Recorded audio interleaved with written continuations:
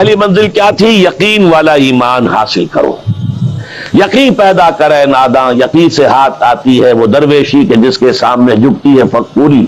ایسے ایسے درویش گزرے ہیں۔ اب یہ خواجہ نظام الدین اولیاء رحمت اللہ علیہ دلی میں ایک تخت ہوتا تھا بادشاہ کا، ایک تخت ہوتا تھا ان کا روحانی تاجدار۔ وہ کون تھے؟ نظام الدین اولیاء رحمت اللہ علیہ۔ 6 بادشاہ ان کے زمانے میں بیٹھے تخت دہلی پر، کسی کے پاس حاضری نہیں دی، درویش نہیں جایا کرتے وہ عمرا کے گھروں میں۔ ایک بادشاہ نے کہا کہ میں آنا چاہتا ہوں، روک دیا، نہیں میرے پاس مت آؤ۔ اس نے کہلوایا میں آ جاؤں گا، آپ کا دربار عام ہے، کھلا ہے، سب آتے، میں بھی آ جاؤں گا، آپ مجھے کیسے روک سکتے ہیں؟ جواباً کہلوایا کہ اگر بادشاہ ایک دروازے سے داخل ہوا تو درویش دوسرے دروازے سے نکل جائے گا۔ جھک رہا ہے کہ نہیں بادشاہ؟ جب آیا تھا بابر یہاں پر حکومت وہ جنگ کرنے کے لیے، پانی پت کی پہلی جنگ ہونے والی تھی سن 1526 میں، پتہ نہیں یہ تاریخ بھی اب لوگوں کو معلوم ہے کہ نہیں، تو وہاں کون تھا؟ ابراہیم لودھی بادشاہ تھا دہلی کا۔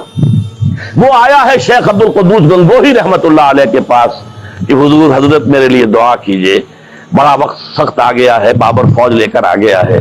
ان کا دعا نہیں کی، فرمایا ہٹ جاؤ یہاں سے، ہماری دھوپ چھوڑ دو، دعا نہیں کی۔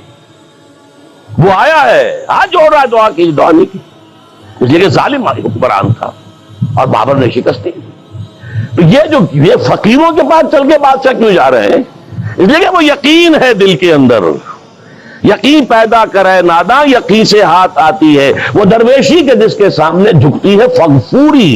بادشاہ جھکتے ہیں جن کے سامنے، وہ کس سے حاصل ہوتی ہے؟ وہ در حقیقت یقین قلبی والی دولت۔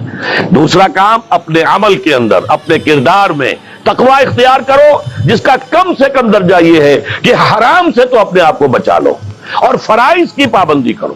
نماز فرض ہے، روزہ فرض ہے، اگر آپ کے پاس مال اتنا ہے کہ زکوٰۃ آپ پر عائد ہوتی ہے، زکوٰۃ دینا فرض ہے، اگر استطاعت ہے تو حج کرنا فرض ہے، جو بھی ہے فرائض وہ ادا کرو، فرائض و واجبات ادا کرو، حرام سے اپنے آپ کو روک لو۔ یہ 2 کام نہیں کرتے تو اگلی آیت کی طرف بڑھنے کا فائدہ ہی نہیں۔